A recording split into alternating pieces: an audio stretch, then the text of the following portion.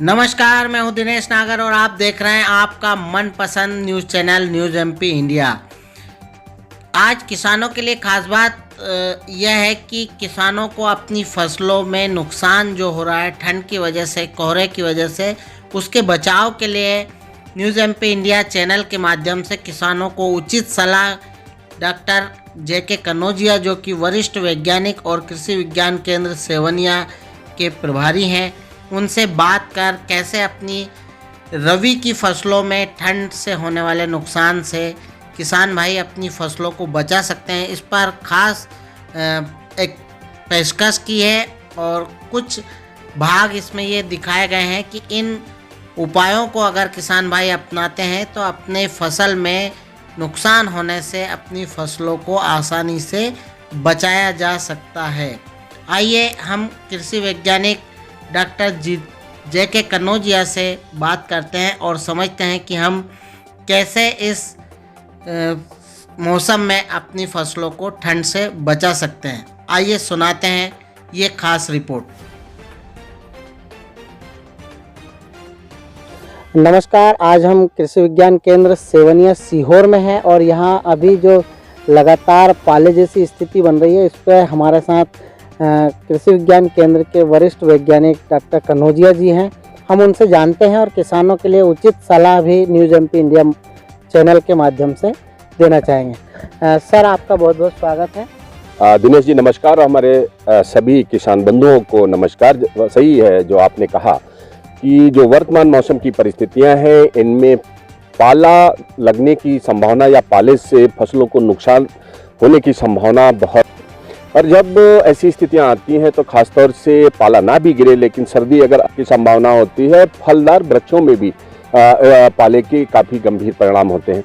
इसके अलावा अमूमन हमारे यहाँ पूरे ज़िले में या प्रदेश में हम कहें चने की खेती बहुतायत रकबे में होती है, और इस समय ये जो समय है चने की फसल पुष्प अवस्था में है, मतलब फूल उसमें आ रहे हैं, उसमें घेटे बन रहे हैं, तो इन फसलों में वर्तमान में पाले से नुकसान हो जाने की संभावना बनी हुई है।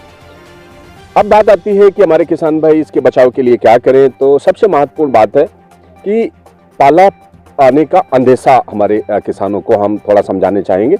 जब मौसम में दिन में हवा चल रही हो और शाम के समय हवा अचानक बंद हो जाए और तापमान में एकदम से जब गिरावट आनी चालू होती है, तो हमारे किसान भाइयों को समझ लेना चाहिए कि अब हमारी फसलें ठंड से या पाला से प्रभावित हो सकती हैं। ऐसा जैसे ही जब भी उनको समझ आता है, हमारे किसान भाई रात के समय 12 बजे से लेकर सुबह का जो 5 बजे का वक्त है, अपने खेतों के आसपास में मेढ़ों पर सूखी जो घास होती है या हरी घास है या झाड़ियां हैं, उनको हम जला के खेत के आसपास यदि धुआं कर देते हैं, तो दिनेश जी जब धुआं होता है तो आसपास के जो क्षेत्र का तापमान 4 से 5 डिग्री तक आगे बढ़ाया जा सकता है। तो एक तो उपाय हमारे किसान भाई ये कर सकते हैं। दूसरा जो महत्वपूर्ण है वो ये है कि फसलों की सिंचाई का, यदि खेतों में पर्याप्त नमी है, फसलों की सिंचाई कर दी गई है या की जा रही है, तो इन परिस्थितियों में भी जबकि पाला मतलब गिरने जैसा मौसम हो जाता है, उस स्थिति में भी हमारी फसलों को पाला नहीं लगता है, क्योंकि जिन खेतों में पर्याप्त नमी होती है वहां पर 4 से 5 डिग्री तापमान अधिक हो जाता है। तीसरा एक उपाय और भी हमारे किसान भाई कर सकते हैं कि अपनी फसलों में सल्फर 80%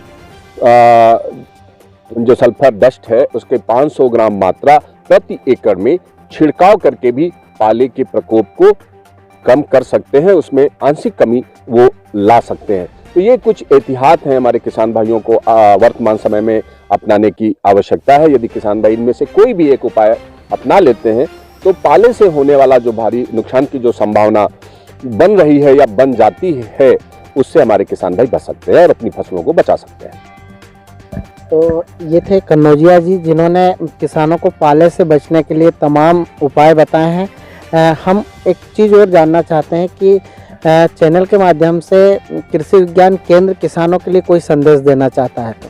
हाँ, मैं यही कहना चाहूँगा। देखिए, ये मौसम की परिस्थितियां हैं, मौसम पे किसी का नियंत्रण नहीं होता है, लेकिन एहतियातन जो हमारे संदेश किसानों को बराबर जा रहे हैं आपके चैनल के माध्यम से, जो तकनीकी जानकारी हम लोग पहुंचा रहे हैं, इन पर किसान भाइयों को अमल करने की आवश्यकता है। यदि वो ऐसा करते हैं तो बेशक वो अपनी फसल को बचा सकेंगे और बेहतर उत्पादन वो प्राप्त कर सकेंगे।